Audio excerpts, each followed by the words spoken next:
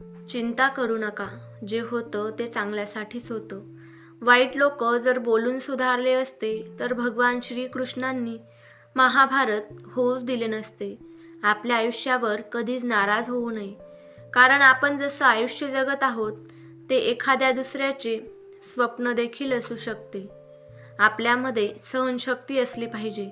कोणी काहीही बोललं तरी देखील तुम्ही स्वतःला शांत ठेवा. कारण ऊन कितीही कडक असू द्या, परंतु ते ऊन समुद्र आटवू शकत नाही.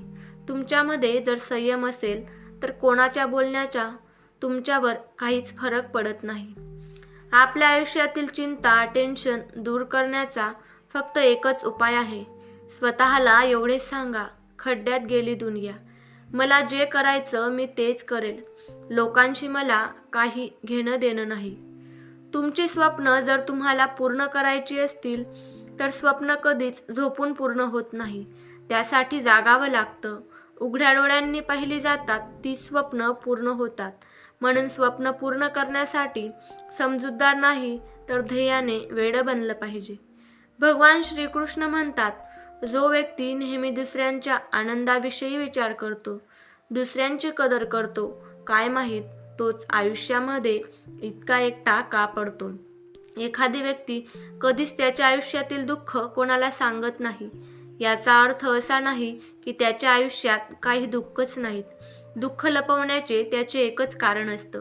त्याला माहीत असतं या जगाला आपले दुःख सांगून काही उपयोग नाही. ते आपले दुःख कमी तर करणार नाहीत, पण वाढवतील मात्र नक्कीच. कोणाची जर कदर करायची असेल तर तो व्यक्ती जिवंत असतानाच त्याची कदर करा. मेल्यानंतर तर परकी लोक देखील रडतात. आयुष्यात एक गोष्ट नेहमी लक्षात ठेवा, वेळ माणसाला कधीच यशस्वी बनवत नाही, तर वेळेचा केलेला योग्य वापरच माणसाला जीवनामध्ये सफलता मिळवून देतो. तुमचा परिपूर्ण वेळ तुम्ही स्वतःला चांगलं बनवण्यामध्ये घालवा. कारण आजकाल नाती माणसांनी नाही तर पैशाने बनतात. देवासमोर जोडलेले हात आणि केलेली प्रार्थना कधीच वाया जात नाही. उशिरा का होईना पण देव सगळ्यांचीच प्रार्थना ऐकतो. फक्त देवावर मनोभावे विश्वास असला पाहिजे. तुमच्या आयुष्यात जर आज दुःख असेल तर चिंता करू नका, धीर धरा. चांगली वेळ देखील नक्कीच येईल. भगवान श्रीकृष्ण म्हणतात, ज्याप्रमाणे हवा कधी एकाच दिशेने वाहत नाही, वेळोवेळी तिची दिशा बदलत राहते, त्याप्रमाणे आपले नशीब सुद्धा वेळोवेळी बदलते. आज वाईट वेळ असेल तर उद्या चांगली वेळ येईल. फक्त धीर धरून वाट पहा. देव अशा लोकांचे पण ऐकतो जे कधी बोलून दाखवत नाही. ईश्वराच्या प्रत्येक निर्णयावर खुश राहिलं पाहिजे. कारण देव आपल्याला ते देत नाही जे आपल्याला पाहिजे असतं. देव आपल्याला तेच देतो जे आपल्यासाठी भलं आणि चांगलं असतं. जी व्यक्ती नेहमी दुसऱ्याचं चांगलं करते त्याच व्यक्तीला सतत अडचणींचा सामना करावा लागतो. कारण हे सत्य आहे, फळ देणाऱ्या झाडालाच दगडांचा मार जास्त खावा लागतो. आपल्याला जे पाहिजे तेच होतं. फक्त प्रार्थना शब्दांनी नाही तर मनापासून केली पाहिजे.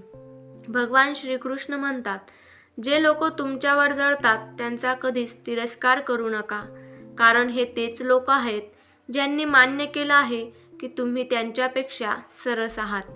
नेहमी धीर धरा, कधीही निराश होऊ नका. कारण ज्याने तुमचं नशीब लिहिलं आहे तो जगाचा सगळ्यात मोठा लेखक आहे.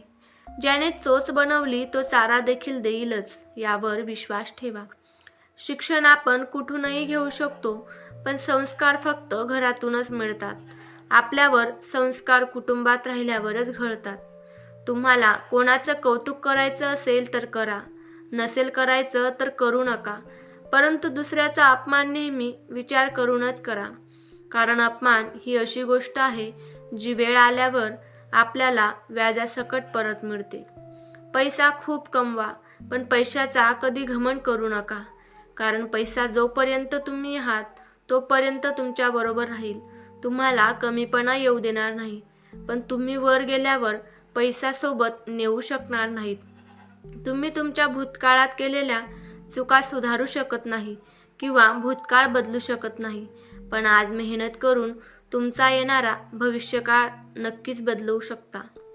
जर आज तुम्ही पैसे वाचवायला शिकले पैशांची बचत करायला शिकले तर उद्या हाच पैसा तुम्हाला तुमच्या संकटाच्या काळात वाचवेल, तुमची मदत करेल.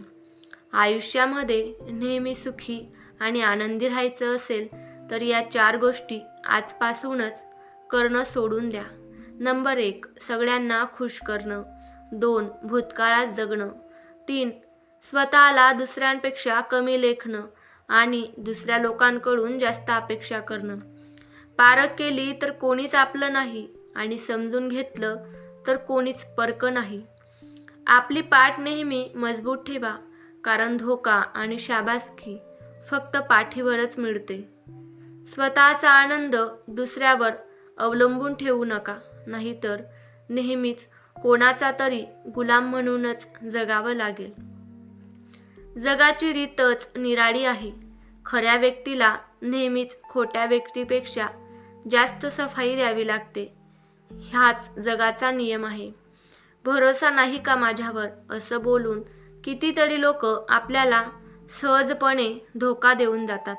तुम्हाला जर हा प्रेरणादायी व्हिडिओ आवडला असेल तर व्हिडिओला लाईक करा, इतरांसोबत शेअर करा आणि असेच नवनवीन प्रेरणादायी व्हिडिओ पाहण्यासाठी चॅनलला देखील नक्की सबस्क्राईब करा. व्हिडिओ शेवटपर्यंत पाहिल्याबद्दल तुम्हा सर्वांचे मनापासून खूप खूप धन्यवाद.